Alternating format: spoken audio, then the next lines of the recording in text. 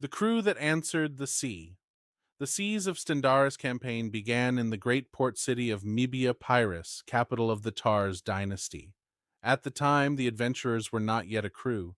They were strangers who had arrived in the same city looking for work, adventure, or simply a new direction in life. Among them was Daji, an ashen Loxodon bard with a broken tusk, partially replaced by jade. Mibia Pyrrhus was familiar territory for him. His family lived nearby and operated a bakery called the Baking Tide. There was also Ursula Major, a pale blue haired human accompanied by the water bear spirit Hank. Ursula approached nearly everything with curiosity, enthusiasm, and very little concern for whether something was dangerous. Zimmy and Scum shared the same autonomic body. Zimmy was normally in control and quickly became useful as a cook, artificer, engineer, and repair specialist. Eloan, an artist and musician, was also among the original group. The strangers were brought together when several maritime organizations began recruiting adventurers for jobs across the seas of Stendaaris. The maritime marshals wanted explorers sent to a location called the Sunken Mausoleum. The wave wardens had their own mission near the motionless waves. The Starblades offered bounty work. Other organizations, including the Merchant Mandate, offered opportunities involving trade, recovery, protection, and exploration. Dodgy ultimately accepted the maritime marshal job because it provided something the group desperately needed: a ship. That ship was the Whispering Sylph, commanded by Captain Sylphina Mistwhisper, with Tobias Three Fingers serving as first mate. Before leaving Mebia Pyrrhus, Dodgy visited his family at the Baking Tide. There he learned that his friend and mentor, Jeremiah Ironhoof, had recently traveled toward the Ambersvale archipelago. At first, Jeremiah's journey seemed like nothing more than a personal concern. That changed almost immediately. Before the Whispering Sylph could properly begin its expedition, the crew discovered thieves stealing supplies around the docks and a nearby vessel infested with diseased rats. Their first battle together was messy, uncoordinated, and dangerous, but they succeeded.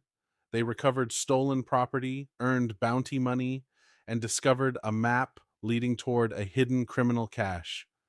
They also learned that whatever infected the nearby ship might have been connected to a diseased illithid. It was an early lesson that disease could be just as dangerous at sea as swords, monsters, or cannon fire. The following morning, the Whispering Sylph finally began pulling away from port.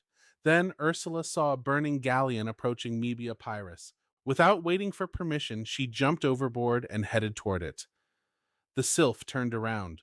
The crew boarded the collapsing galleon and began rescuing survivors, while fire, smoke, seawater, and breaking timbers consumed the ship around them. They were inexperienced sailors, but for the first time they began functioning like an actual crew. Not everyone survived, but many did. One of those survivors was Shifi, a satyr who revealed that the destroyed vessel had been traveling toward Ambersvale when it was attacked. Its captain, Lyra Rodriguez, had been taken. So had several others. Among the missing was Jeremiah Ironhoof. Jeremiah had been involved in an expedition carrying something important toward Ambersvale, and he had apparently expected trouble before the voyage even began. The attack had not been random.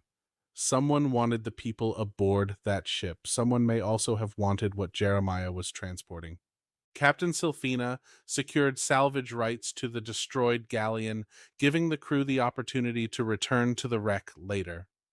Shifi remained with the Whispering Sylph, bringing Jeremiah's unfinished mission with her. The young crew was now faced with its first major decision.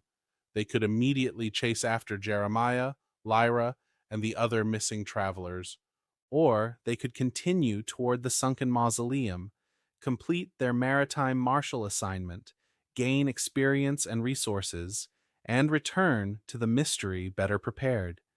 They chose the mausoleum. So the Whispering Sylph finally sailed away from Mebia Pyrrhus and entered the Death Wave Sea.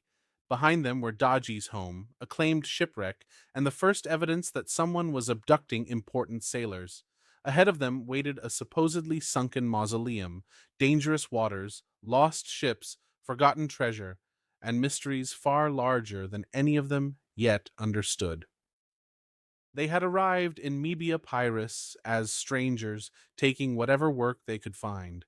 They left it as something new. They were becoming the crew of the Whispering Sylph, and they had answered the sea.